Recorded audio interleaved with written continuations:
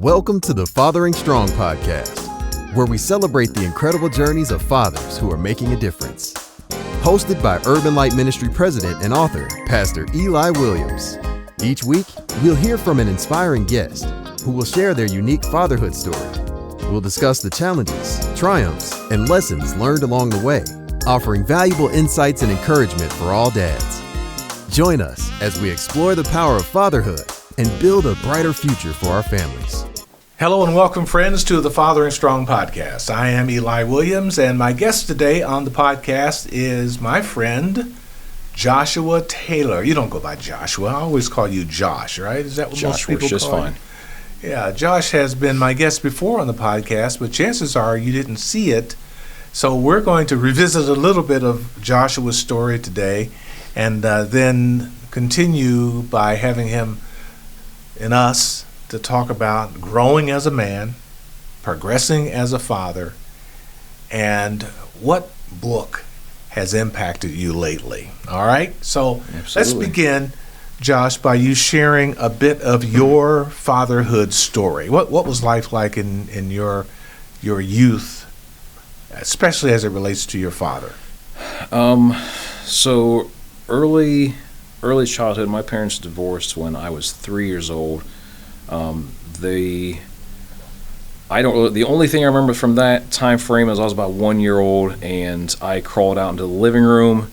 I remember this specifically. There was this blue chair in front of me, and I remember crawling to this blue chair, and I could see my dad to my right. Like, I just kind of remember it vaguely, but I can see him, and it was his cousin Kevin, and they were doing martial arts or whatever, and somebody got flipped around, I got kicked in the head, and then it's lights out for me. I don't remember anything else. But obviously an accident, so this is just kind of one of those funny stories with my dad that I remember. It's the first one.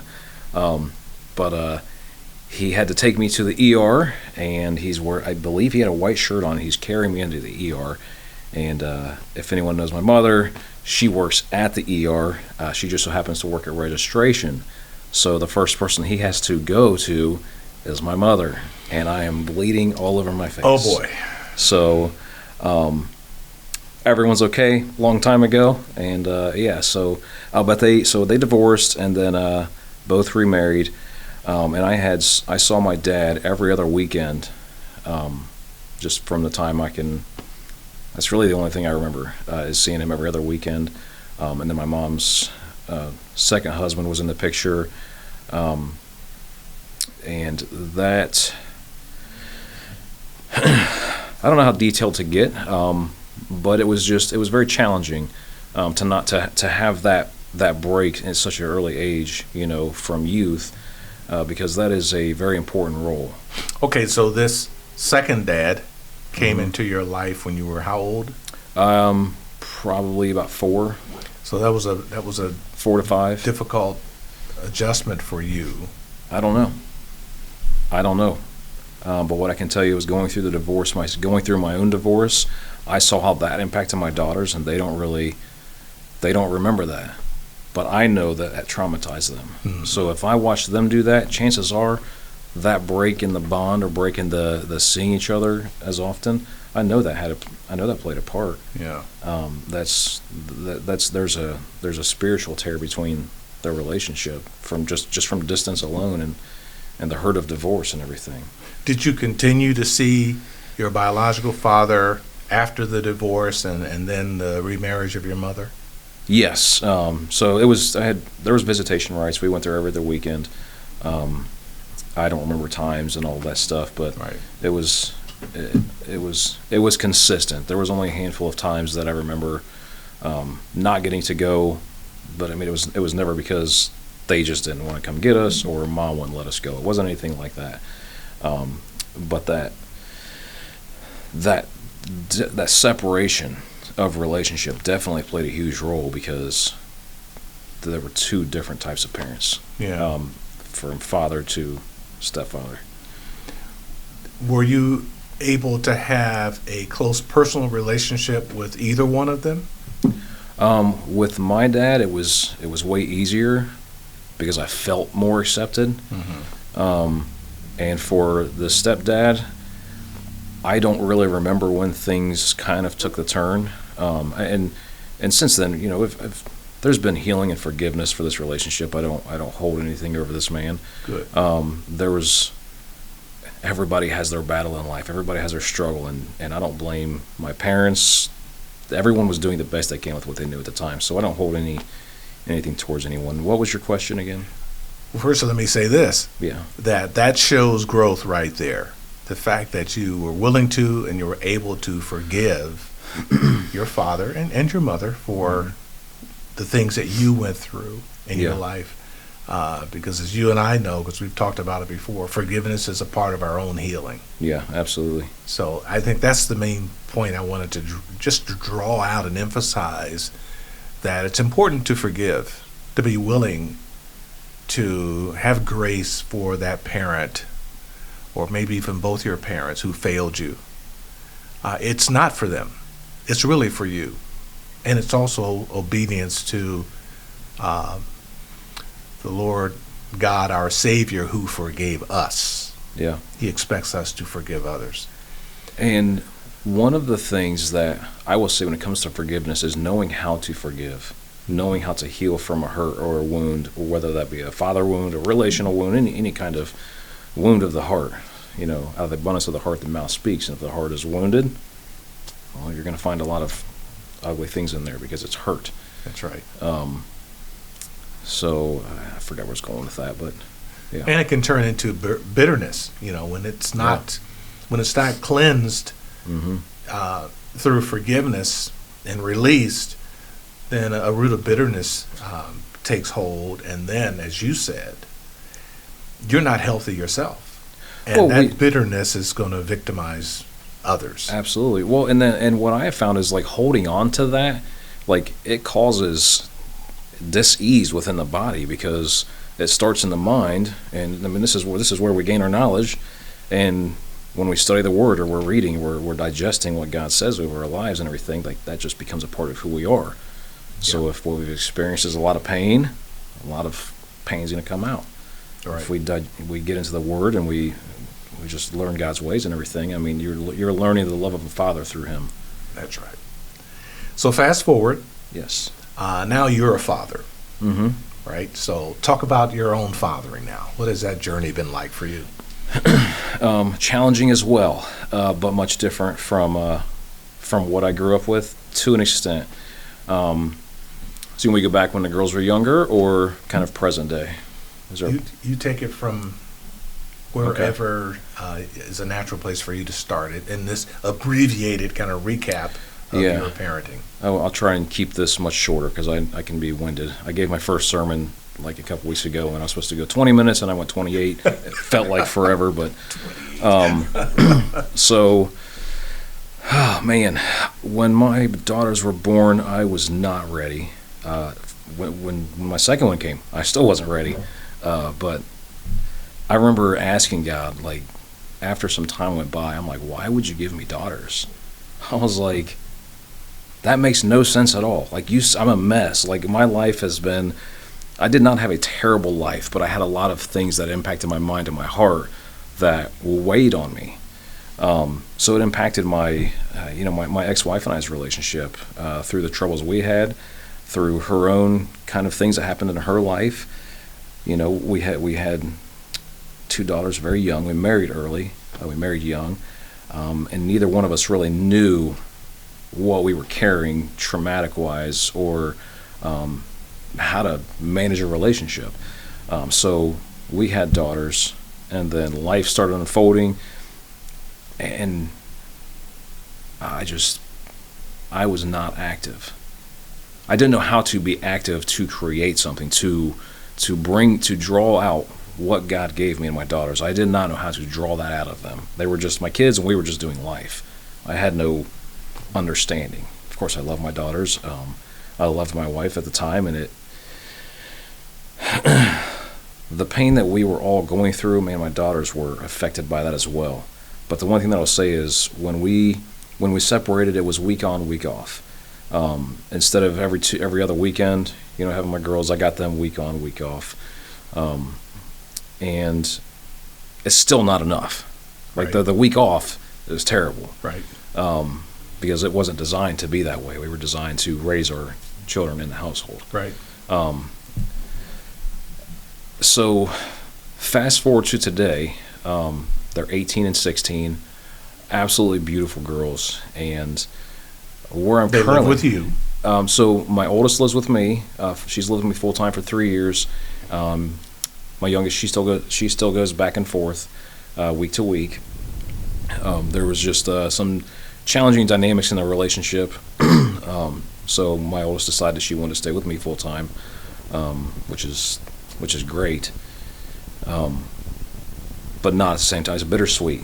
You know, it's I want the family to be whole. I want the relationships to be loving and, you know, impactful in a good way. Yeah. So The two of them, your two daughters, get along well. they get along very well. Sometimes it feels like it's them against me. They like to give me a hard time. That's because you're the parent. I'm the parent. I'm a man, and Yeah. I'm gross to them. Yeah. So Yeah. No, they love you. yeah, no, they do. My daughters love me Yeah. to death. Yeah. We have had incredible times together. Fatherhood with them has been. It's helped to develop. I believe that God gave me them not to just bring up, but also to help keep me. He knew what my heart needed, and there is a love between the three of us that I don't really get that anywhere else. But that relationship is it's good and it's solid. And it does not mean that I'm a perfect dad by any means. Just the past few days, I've kind of felt off with them. Well, I don't know any perfect dads, and when you meet one, I'd like to interview him. Later on. That comes later in life. Yeah. But it's still fun to watch, man. What we say over our children. I mean, even from the womb. You know, working at the clinic here in Springfield. I'm like, man, I'm able to get to a point like if we can catch this early in a dad's life, who has gone through, you know, a skewed relationship with his father, if we can teach these guys how to engage, you know, from a young age and with their kids, man, we'll start seeing communities change. You'll Well, start let's talk seeing about neighborhoods and communities change. Without doubt. Yeah. But let's talk about that. Mm-hmm. You are now, since the last time you were on the podcast, Yep. You have accepted a part-time position, Yes. with the neighborhood or city pregnancy resource clinic. Correct. So tell our audience about that position. What is your role there? So I'm the fatherhood care coordinator, and there is a team of male volunteers and female volunteers. It's both sides. We serve men and women. But the purpose of having me come in, I did not go look for this job, by the way. This job walked up to me at the gym. I was just in my own little world, and God did everything else. Well, I did recommend you. I didn't, and again, once again, I was like, I didn't even go looking for it. It was like where God knew where I was at in my life, and Yeah. so it just unfolded It's that a way. good fit. Yeah, yeah. And, So it's- what's your role there? So basically, when the guys come in, we'll have them fill out the paperwork and involve them and include them in part of the process because they're part of the whole process. Right. And so easily, and not by, and I don't think this was anyone's fault, but the woman's pregnant, she goes back and she's seen, and the guy waits out in the waiting area. Why can't he come back and be served too in some form or fashion? You know, let's include him, let him know that he's valued and loved, and Right. that the importance that he plays in this dynamic now is bigger than he realizes. Right. And that doesn't come with like you better get it together, son. That's like, hey man, do you realize how valuable you are? Because Yes. you're going to help influence this child and bring them up in the world. Yeah. Would you be happy if they mirrored you? Yep. And if not, you can change that. Yes. It does my heart good to see that pregnancy resource centers, clinics, and other organizations are coming to the realization Yeah. that they should involve the father in every aspect of their care for that family. Yeah. Because the father's role is just as important as the mother's. They're different, Yeah. but each child needs both their mother and their father. And the sooner you can involve the father, and the more you can involve the father in whatever assistance you're giving, whether it's training or supplies or resources, the better the chance that that father is going to stay connected with that child, even if the relationship between the mother and the father dissolves, because there has been bonding of that father with that baby. It enhances the chance that that father and that child will continue in relationship for the long term. So you were there working with a group of volunteers, kind of as the lead person and leading the charge when it comes to the involvement of the staff and the male clients. Yeah. So what's your question? So I just wanted you to talk about what your role is there. Gotcha. So when they'll come in, we'll get their paperwork, and the goal is to find out what their greatest need is, whether that be financial, a church, housing, resources. Like Fathering Strong, we give them somewhere to go, because a lot of times they're just kind of winging it in life, and if we can be that lighthouse where they can go and kind of find a path, they find a direction there, absolutely. What is the response of some of them when they enter into the premises and they realize that it's not just about the mother and the pregnancy, but it's also about them? Oh man, I'll be honest with you, I love the guys that come in, and even the ones that don't. But the guys that come in, it's so cool to kind of. As men, we reserve. We're sitting out in the waiting room. We're not talking about emotions. We're not doing all that stuff, okay? Yeah. When we get these guys back in there and they open up, we can finding their greatest need, whether that's financial, spiritual, whatever the case may be, those are all great. But to let these guys know that they're a part of it and how important they are, where else are they getting that from? Yeah. They're not getting that from a whole lot of places out in the world. Right. They're being told, man up, try harder, You're not if you're not killing yourself working, then you're of no value. Yeah, I mean, even the home they come from. Yeah, I mean, a lot of men weren't raised with a father. They never, or a father who was actually loving and nurturing and present. Yeah. So where are they going to learn what their role is if they don't learn it at home? Because certainly they're not going to get it in school or any place else, and they may not even know an intact family where the father is involved. So the experience in your shop is eye-opening.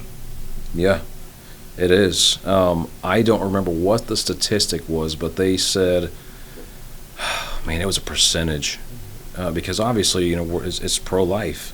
A lot of times is that are we allowed to talk about abortion? Is that an appropriate topic? Well, without going into too much detail, we're pro-life. We want to help sustain life. Right. If you're coming in and that's being considered because it's a fear that you're not sure how you're going to do it, we're going to give you the resources. We're going to help out and help guide that way so you don't feel like that's the only option. Because some people think that's just all they have. Yes. They're scared to death. Yeah. And they think that they have to do this thing so it doesn't ruin the rest of their life. And I'm like, that is a lie. Yeah. It's an absolute lie that they can't do it or that they won't have support. Is it going to be a struggle? Yeah, it can be. But at the same time, it is developing, and God is always drawing. He is always just. When I think about my daughters, there's no. If I found out that they were kidnapped, my pursuit would start instantly, and there would be nowhere I wouldn't go. Right. And that is what God does with us. There's nowhere He won't go. Read the word, it says that no depth nor height, no place you can go to separate us from His love, and we're just trying to do that there. Yeah. Well, you're in a strategic place. I believe then and I believe now that you're the good fit for it. Thank you. Because of your relatability to the fathers that come in there, and plus having been somewhat of a single father yourself, you know the importance of the father's role in the lives of their children. Yeah. So, all right, so that kind of brings us up to date a little bit. Okay. For those who heard the first part of your story and even those that didn't. Now, you have overcome a lot in your life. Yes. And you've continued to grow. I want to dig into that just a little bit. Okay. When you look back at your life, say 5 years ago. Okay. 2019. Okay. Yeah. No, 2020. Jiminy Christmas. Yeah. Time's flying by. Yeah. So, tell us about your journey over the last 5 years as a man and as a father. Oh, man. So 5 years ago, obviously COVID hit. In the beginning of the year, I started out living with my mother, and so COVID shut everything down. Schools were down, so the girls were. It was full time at home on computers doing schoolwork. It was not fun. It was a complete disruption, but that didn't stop life from happening. I mean, we still had to move forward and figure things out. And I would say that my biggest concern was that I'm like, man, are my daughter's is their mental health okay? Because they're doing this every single day, schoolwork Monday through Friday, it's just, that was concerning, because I'm like, man, they need interaction from others too. Right. So there was concern there, and I also, my relationship with God was not a relationship. I was on His mind, but He was not on my mind. Not a lot. I can say that. So I would say midway through the year, I ended up buying a house. Well, that wasn't until 22. Never mind. 2019. We were living with my mother. Yes, we were living with my mother. I had just gotten out of a really bad relationship. The beginning of that year, moved in with my parents or my mom, and so yeah, girls and I are staying there every other week. They're still going back and forth. So I'm trying to gain my bearings here, figure out where I'm going with that. There was a whole lot of closeness in the households, obviously, as everyone knows. Right. And there was a lot of emotional, what's the word? Handling of emotions. Because you can't go and do this. Why can't we go do this? What is this? This is, can't do this, can't do that. It was a nightmare. Yeah. Anyone with little children knows right. and felt that. I was, so at the beginning of March of 2020, I started a detailing business. 1 year later, I left. I was working at a warehouse job when I did that, started that business. A year later, left that. And all of this is, parenting is still going on, and just kind of going through the motions of that. Right.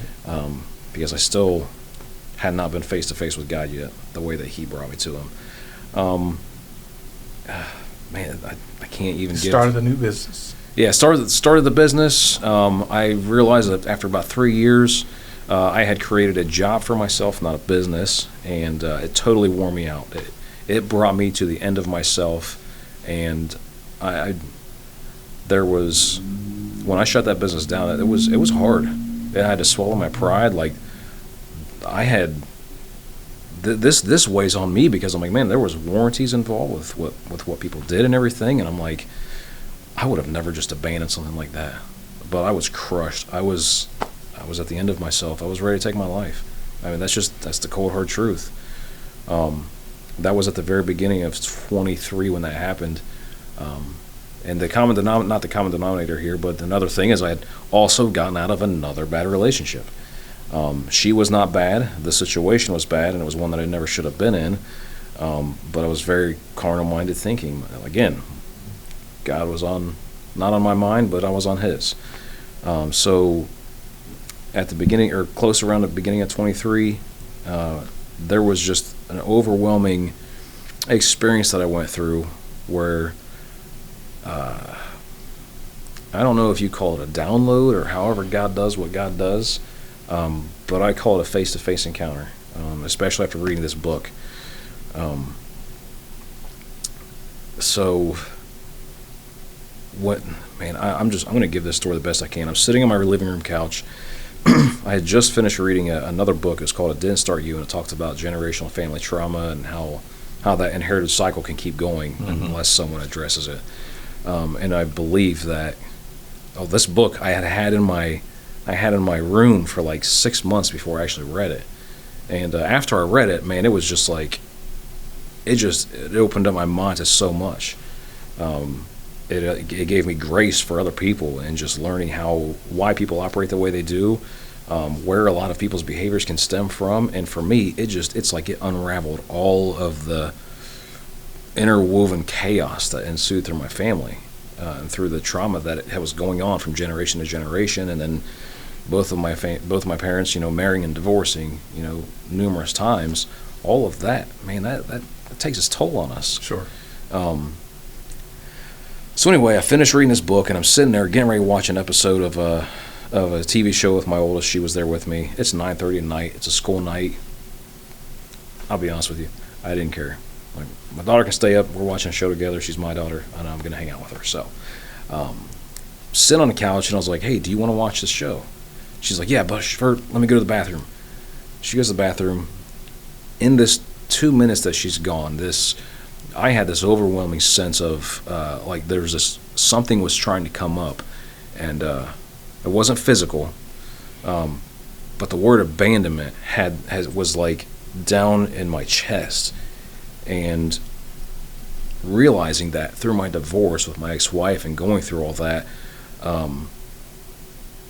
when she moved out, man, they were going back and forth, and she was struggling, and I didn't understand the fullness of that, because I'm like, well, I've got to figure out my thing, she's got to figure out her thing, and I totally abandoned my family every other week. Even though I had my girls on my time, she made her bed, she has to lie in it. That was my mindset. That was the attitude. That was the voice that I was listening to.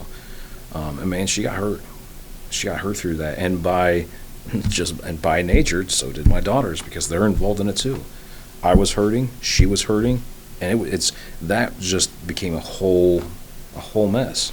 So you began to experience conviction. Extreme conviction, yes. And that's the thing. That's the difference between the voice of God and the voice of a lie. Is conviction is God's love, and condemnation, well, that's not. That's far from it. Right. But that conviction brought repentance and wholeness to me, and there's so many people around me that can't seem to understand where I'm at. So how did you handle that now that God had revealed to you that you had abandoned your ex-wife? Yeah. How did you handle that? I mean, what did you do that was different? What did you do to change that? One, had to own it. And when I tell you that my daughter goes to the bathroom, when she's gone for 2 minutes, she comes back out, and I am a mess, bawling. I cannot control it. I'm like, I don't want her to see me like this, but there's nowhere in the house I could have gone. She would have heard it, because it was uncontrollable. So I had to confess. Like, she was sitting right there. She was the first one, and I told her, I was like, I have made a huge mistake. And I told her, and I confessed to her. I apologized. I'm like, I don't even expect her to forgive me, but I've got to get out what I've done wrong, because it was such a weight that I didn't realize I was carrying. Not excusing it by any means, but it was a weight that I was carrying. Right. So the way that I handled things differently was, in the middle of that, I texted my ex-wife and I said, "Hey, can we talk?" And she said, "Not right now," or something. I don't remember exactly what she said. "Not right now," or she wasn't free or anything. I'm like, this can't wait. She needs to know right now. And so I call her. She doesn't answer. I try and call my daughter's phone, because she was there. So I call, and I'm going to have this conversation with her. I'm going to tell her how sorry I am, and she's going to be like, "It's okay, just, let's just move forward. It's no worries." It was the opposite of that, rightfully so, because this has been going on for 15 years, this battle between her and I, because you're wrong and everything in between. I called her to tell her I was sorry, and I was a complete disaster the whole time doing it, and she reminded me of my shortcomings and where I fell and everything. And I was like, I totally understand. Can't be mad at her. I can't defend myself. I was guilty. At the same time, she didn't receive your forgiveness. Correct. Right. Correct. And the thing is, it's not mine to control. Right. You helped me out with that. But it totally changes. Once I changed, that's when everything else started to change, because it's man. Sometimes this thing's hard to unpack. Yeah. Well, that's okay. The way that I approach her from now on, like, I don't have that. I used to get very tense and anxious and like just tight when I'd be around her, because I'm like, there's this unspoken thing that I cannot ever pinpoint. And while I forgave her, I had to forgive myself too. And she's not ready to forgive. Right. That has nothing to do with me. No, what it has to do with you is that you were obedient. Yes. To the Spirit and to the Lord, basically. Yeah. Who requires that we forgive. Yeah. So you've done your part, but you can't control whether or not the other party forgives. You did your part, and so your healing began. Yes. Because of your forgiving. And even to this day, she still has not forgiven you. But because you have asked for that forgiveness and you've forgiven her, you're progressing. Yes. You're progressing. Yes. And we're going to talk about another step in your progression, and that's because of a book that you read recently. Yes. My guest today is Josh Taylor. This is the Fathering Strong podcast. We'll be back and wrap things up after this message. Looking to be the best dad you can be? The Fathering Strong podcast is your guide. Hosted by Pastor Eli Williams. Each episode features inspiring conversations with dads who are making a difference. Learn valuable strategies for building strong families. Tackle tough fatherhood issues. And get motivated to be your best self. Never miss an episode. Subscribe to the Fathering Strong podcast on YouTube, Spotify, or Apple Podcasts. Your subscription helps us provide free services and resources to families in need. Don't wait. Subscribe to the Fathering Strong podcast today and join our community of dads committed to building strong families. Together, let's make a difference.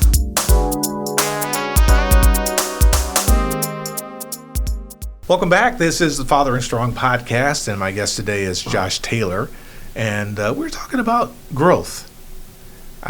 Growth isn't easy, is it? No. Necessary. But you've come a long way. Yeah. And recently, you've been talking about a book that it's not even a new book, but it's a book that you recently finished, and it has given you a boost in terms of your growing as a man and as a father. Why don't you tell our audience about the book? Who's the author and when was it published? And okay, so I have had this book for I don't know how many years now. It's just been sitting in my stack of books that it sounds pretty to say it, but I'll never read it.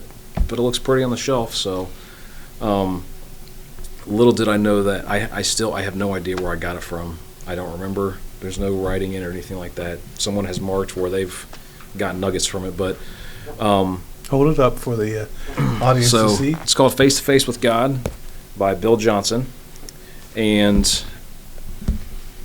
I have been listening to a pastor. His name is Damon Thompson. It's based out of Mobile, Alabama, and I've heard about him through one of my old Army buddies last probably I think May time frame. And I love listening to this guy.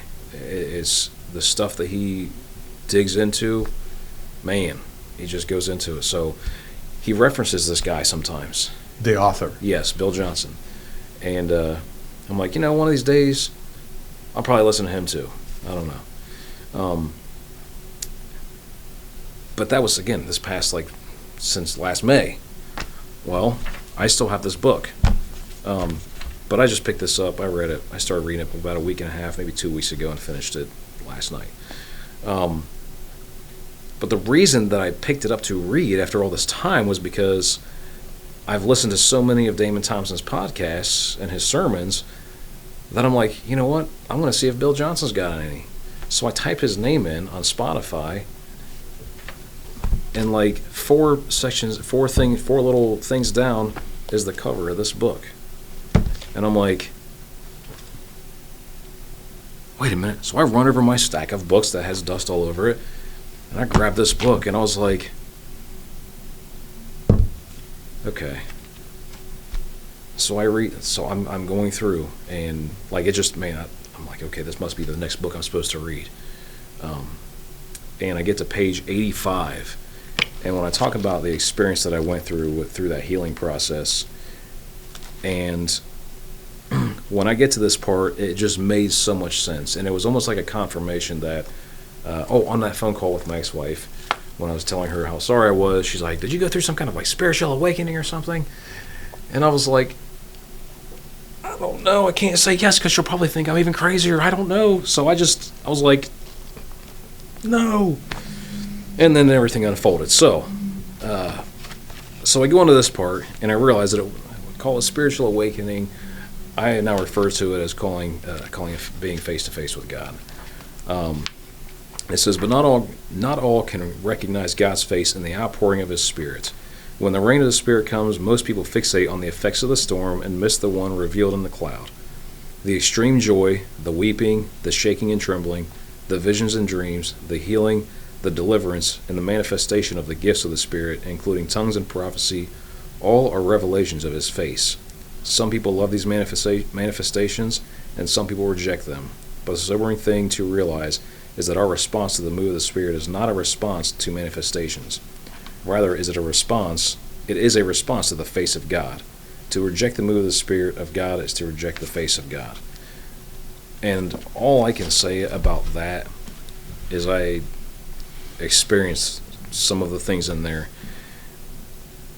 and it's no longer a matter of, I can't unsee what I've seen. I can't unknow or unlearn what God did for me in the healing process that I experienced. I know who I used to be. I feel like blind Bartimaeus. Everybody's like, what happened? What happened? He's like, man, I don't know. All I know is one day I was blind, and now I'm not. Yeah. But it wasn't my physical eyes that was blind. It was the heart. Yeah. And I think to tie this back in, how many guys do we have, how many dads, fathers, young men go through life so broken-hearted, never experiencing a face-to-face with God, just winging it? Yeah. Why do we have so many broken communities? Why do we have so many broken households? Remove God out of everything. I'm sorry, America, you sound a lot like the Israelites in Egypt right now. Yeah. Well, it's America, and it's beyond America. It's actually a global phenomenon. The fatherlessness crisis. I mean, everywhere you look, there are broken homes. There are mothers struggling alone to raise their children because the fathers, the men, are preoccupied with their drug of choice, or their video games or sports or whatever it is that occupies their mind. So we are really in a time in which there is a fatherlessness crisis. And the cure for that is coming face to face with God, the Father. He is the one that has called us to this high calling of being a father. And so if you're struggling with being the best father you can be, let me urge you to do the best thing you can do, and that is to turn to God. Absolutely. And to seek His face. And He will reveal to you steps that you can take. And we're here at Fathering Strong to do what we can to come alongside you to help resource you in being the best father you can be. We recommend the fatheringstrong.com website that you can go to and find lots and lots of videos, articles, podcasts, books. We've even got free fatherhood courses at fatheringstrong.com. And so all of that's there for you free of charge to help you on your journey of being the best man, the best father you can be. We appreciate Josh Taylor being with us today and sharing his story. The book, again, is Face to Face with God by Bill Johnson. He's endorsing it, and he gets no commission for that. He's doing it because the guy doesn't know me. That's right. It made an impact on Him. We also recommend the Father Love book, which you can find on our website or at Amazon, wherever you want to look. That's a book that God blessed me to be able to write, and it will help point you to the characteristics of God, the Father, that if we emulate, it will help us be the best fathers we can be, and to provide our children with the thing that only you as their father can give, and that is your Father love. Thanks for joining us today. We hope you'll join us again on the next edition of the Fathering Strong podcast. Please subscribe to our YouTube channel. It is by your doing that we are able to provide these services, these ministries, these resources at no charge. So go to the YouTube channel, Fathering Strong YouTube today, and subscribe. Thanks again. God bless you. Thanks for joining us on another episode of the Fathering Strong podcast. We hope you found the conversation inspiring and helpful. To make sure you don't miss out on future episodes, subscribe to the Fathering Strong podcast on YouTube, Spotify, or Apple Podcasts. Just search for Fathering Strong in your favorite app. The Fathering Strong podcast is brought to you by Urban Light Ministries, a nonprofit organization with a 3-decade legacy dedicated to turning the hearts of fathers to their children. Thanks to your support, we're able to keep this podcast and many other resources free for dads everywhere. To learn more about Urban Light Ministries or to donate and help us continue this important work, visit urbanlight.org. The Fathering Strong podcast is a production of Urban Light Ministries. Eli Williams is your host, and Bruce Stapleton of the Movementum Group is the producer and engineer. Our theme music is provided by saxophonist Harold Rayford.